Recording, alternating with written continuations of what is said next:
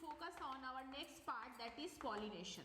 यहाँ देखिए, ये है एक फ्लावर, ठीक है, और ये यहाँ पे है दूसरा फ्लावर.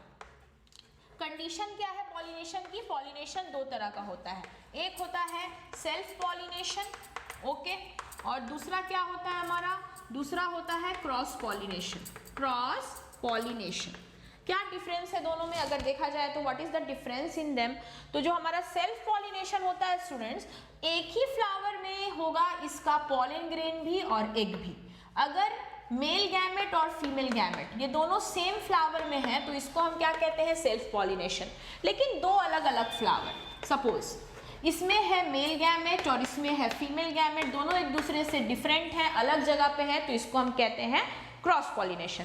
तो सेम फ्लावर में अगर पॉलिनेशन होगा तो that is known as self pollination, और दो अलग फ्लावर में पॉलिनेशन होगा तो क्रॉस पॉलिनेशन.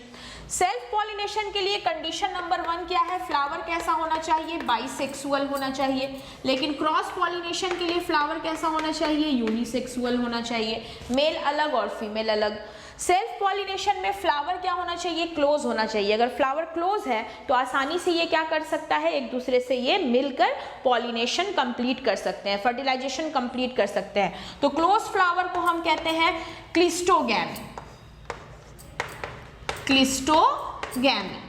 लेकिन यहाँ पे फ्लावर खुला होना चाहिए तो ओपन फ्लावर को हम क्या कहते हैं? Chasmogamy. This is known as chasmogamy.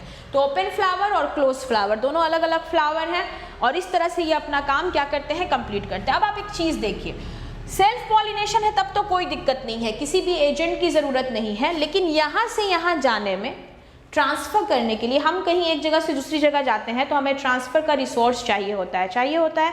तो यहाँ भी हमें ट्रांसफर का रिसोर्स चाहिए.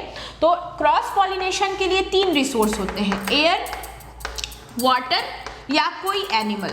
ठीक है, एनिमल में बहुत सारी कैटेगरी हो सकती है, इंसेक्ट्स हो सकते हैं, बर्ड्स हो सकते हैं, क्रॉलिंग इंसेक्ट्स हो सकते हैं, बहुत सारे हो सकते हैं. तो हमारा जो एयर से होगा पॉलिनेशन तो इसको हम कहते हैं एनीमोफाइली. वाटर से होगा तो इसको हम कहते हैं हाइड्रोफाइली, और जब एनिमल से होता है तो दैट इज नोन एज जूफाइली. 3 तरह से यहाँ पर पॉलिनेशन जो होती है हमारी कंप्लीट होती है.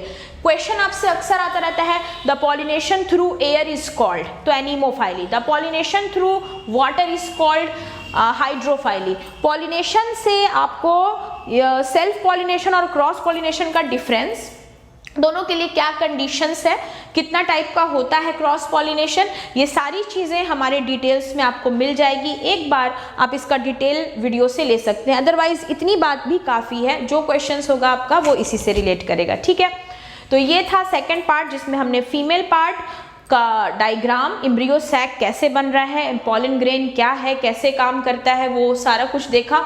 उसके बाद हमने इसमें पॉलिनेशन देखा. ठीक है, पॉलिनेशन तक हुआ हमारा सेकंड पार्ट, और अब हम बढ़ेंगे अपने अगले पार्ट की तरफ जिसमें हम पढ़ेंगे फर्टिलाइजेशन इवेंट, कि फ्लावर में एग्जैक्टली फर्टिलाइजेशन किस तरह से होता है. ओके, तो मिलते हैं आपसे अपनी अगली वीडियो में. Till then please take care, have a safe day. Thank you.